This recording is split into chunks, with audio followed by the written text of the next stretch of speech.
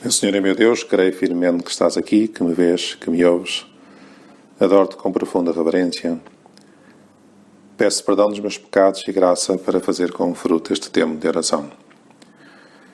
Minha Mãe Imaculada, São José, meu Pai, Senhor, anjo da minha guarda, intercedei por mim.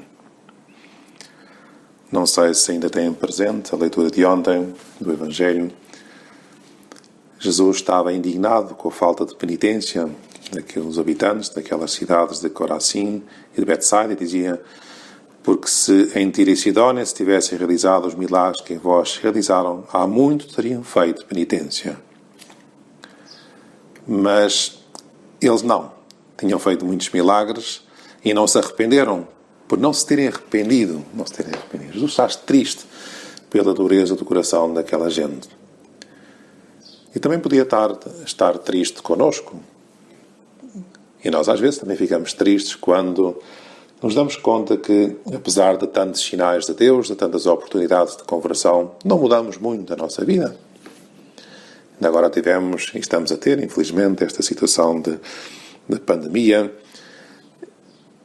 que tocou profundamente algumas pessoas, sobretudo aqui há algum tempo. As pessoas rezaram mais, começaram a ir mais às missas, talvez, online. Mas depois, pouco a pouco, uma habituação. Nós habituámos-nos a tudo e deixaram de rezar tanto. Começaram a deixar de ter paciência para as missas online. Isso pode ter acontecido a qualquer um. Ou até agora, que já retomaram a possibilidade de ir à missa, faltamos à missa, invocamos a desculpa, se calhar não há tempo, se calhar não posso infectar, pode ser perigoso, e que pena. E de facto, alguns sacerdotes, tenho comentado com alguns amigos, nota-se que as igrejas estão muito aquém da capacidade que tinham antes do começo desta situação.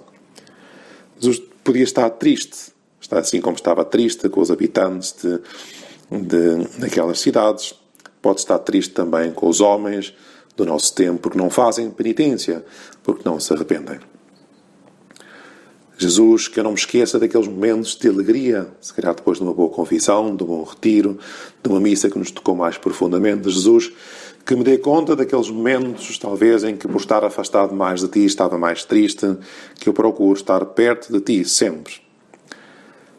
E Jesus, neste contexto de alguma tristeza pela falta de penitência, vai rezar. É isso que nós lemos, escutamos no Evangelho da missa de hoje. Não sei se de manhã cedo, como fazia em algumas ocasiões, se ao entardecer, já despedidos os discípulos, Jesus reza ao Pai. E é tão bonito que nós aqui hoje temos, no Evangelho da missa de hoje, temos o privilégio de sermos testemunhas da oração de Jesus. Não acontece em muitos momentos. E diz, é São Mateus que o relata: naquele tempo Jesus exclamou: eu te bendigo, ó Pai, Senhor do céu e da terra, porque escondeste estas verdades aos sábios e inteligentes e as revelaste aos pequeninos. Sim, Pai, eu te bendigo. Jesus para. Tem um trabalho muito intenso, para naquela ocasião, reza, dirige-se a Deus, bendiz a Deus. Também nós temos essa necessidade, nós os homens, de amar a Deus, de dizer a Deus que lhe queremos dar o primeiro lugar na nossa vida.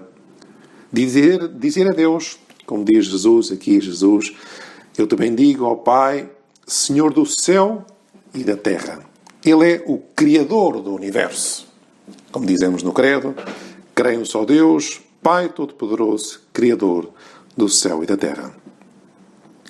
E se no dia-a-dia, na azáfama, no dia-a-dia das confusões que temos que fazer, podemos não ter tempo para pensar, refletir com tanta profundidade neste tema, talvez agora que este tempo, este período que é de verão, que é de calor, esta semana vai ser uma semana de muito calor, segundo dizem, talvez de algum tempo ir à praia, ir ao campo. Eu sugeria, assim, 2 aspectos nestes 10 minutos de oração com Jesus que nos podem ajudar a recentrar a nossa vida em Deus, a bendizer a Deus, a recolocar a Deus em primeiro lugar. Em primeiro lugar, contemplar a natureza.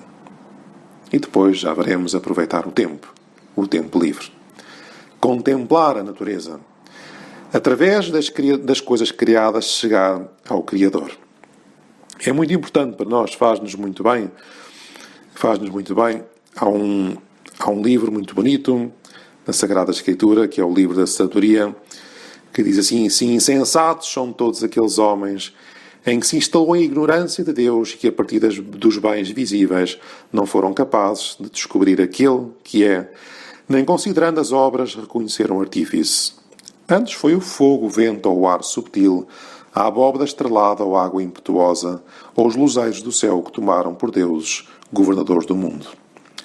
Se fascinados pela sua beleza os tomaram por deuses, aprendam quão mais belo que tudo é o Senhor, pois foi o próprio autor da beleza que os criou. E se os impressionou a sua força e o seu poder, compreendam quão mais poderoso é aquele que os criou, pois na grandeza e na beleza das criaturas se contempla, por analogia, o seu Criador. Isto é o que nós temos que fazer nestas férias também, é o que eu proponho. Parar. Sentimos pequeninos, como diz Jesus no Evangelho. Pequeninos significam humildes, para reconhecer a grandeza da criação, que nós não somos deuses, que Deus é o Criador. Que é uma estupidez viver numa sociedade antropocêntrica em que o homem está no centro e é Deus. Temos que ser teocêntricos, Deus no centro. Como é que eu concebo a minha vida? Ainda há dias fazia umas férias muito bonitas com os padres amigos. Fomos lá para o Douro, para os passadizos do Paiva, que é muito bonito, passa a publicidade. É uma maravilha contemplar aquelas paisagens, o sossego da natureza, o piar dos passarinhos, as montanhas, o céu azul, ou também as noites estreladas, aqueles riachos ou aqueles rios tão bonitos, onde se pode tomar uns banhos tão bons e fresquinhos naquelas águas cristalinas. E ao passar, numa ocasião, passámos junto assim um pequeno rebanho de cabras, e lá estava, e houve um dos padres que dizia: as cabras são também um sinal do demónio. E porquê? Perguntou outro. Porque não, as patas de trás não dobram, não se ajoelham.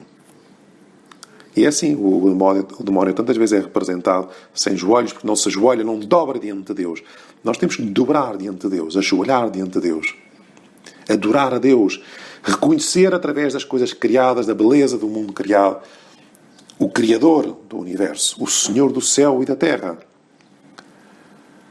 Hoje em dia as pessoas, e é tão frequente, vemos na televisão, os futebolistas ajoelham-se quando marcam um golo.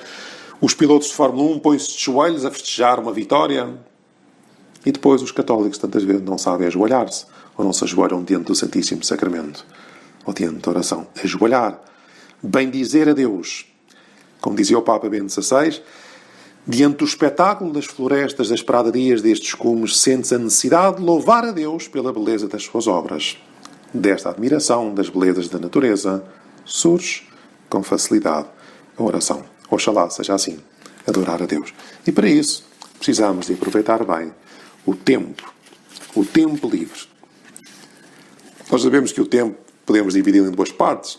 Há dois tipos de tempo, o tempo ocupado e o tempo livre. Os adultos às vezes têm muita quantidade do primeiro tempo ocupado e pouca do segundo. A profissão, a família, o sono, as refeições, as filas do trânsito, as compras, as neuroses. Claro que isso é melhor do que viver no desemprego, como é evidente, mas são horas que não são propriamente nossas, nas quais não marcamos propriamente, não expressamos quem somos. Mas há umas semanas que são, ou uns dias até, que são plenamente nossos, por assim dizer, e é o tempo que os clássicos chamavam de ócio. Entendido não como um período de inatividade ou de evasão, mas pelo contrário, o ócio devia ser o tempo mais rico e enriquecedor, o tempo fascinante da vida, um tempo de silêncio, de atividade interior, de contemplação e, portanto, da autêntica sabedoria. Nos sentimos até pequeninos diante de Deus. O problema é que nós estamos mais treinados para o negócio, para o ócio, e por vezes, quando temos tempo livre, perdemos o tempo em coisas que não interessam a nada. Nas noitadas, como que anestesiamos na praia todo o tempo a dormir. É uma pena, porque há tantas coisas para fazer. Eu sugeria que aproveitássemos o tempo livre para ter, se calhar, longas tertulas ou conversas quando anoitecer, para aprender a olhar os outros, para escutar os pais ou os filhos, a mulher ou o marido, para escrever, se calhar, o primeiro poema para uma canção, para ler um livro que nunca esqueceremos, para voltar a ler o Evangelho, para falar com Deus, para ver como amanhece às 6 da manhã, sobre o mar, para nos sentarmos no campo, a olhar para os pássaros ou contemplar uma montanha. Deve ser um tempo, o tempo de férias, de crescer em humanidade. de aprender a sermos homens ou mulheres, de descobrir tesouros na areia da praia e no olhar dos amigos, de pensar mais profundamente sem televisões, sem computadores, ou com menos televisões, ou com menos telemóveis, de guardar silêncio, de amar, de contemplar a Deus, de bem dizer a Deus, de sermos pequeninos diante de Deus. Vamos pedir a Nossa Senhora que nos ajude a rezar. Tentemos assim parar meia hora à frente do mar ou à frente da natureza e pensar quem somos nós diante de Deus. Qual é o lugar que ocupa Deus na minha vida? Isso sim, se o fizermos, então teremos umas férias em grande. Dou-te graças, meu Deus, pelos bons propósitos, afetos e inspirações que me comunicaste nesta meditação. Peço-te ajuda para os pôr em prática. Minha Mãe Imaculada, São José, meu Pai, Senhor, anjos da minha guarda, intercedei por mim.